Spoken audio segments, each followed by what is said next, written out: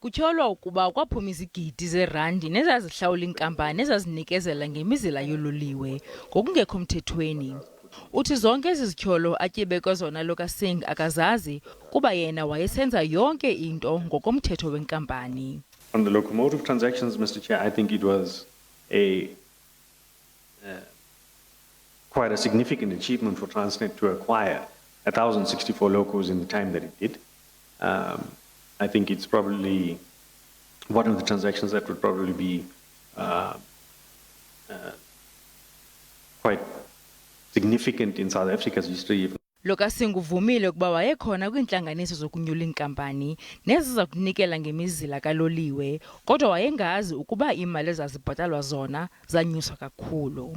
If anything needed to improve, I think it is a case of the vetting by the main contractors in terms of the subcontractors that they are required to be able to use.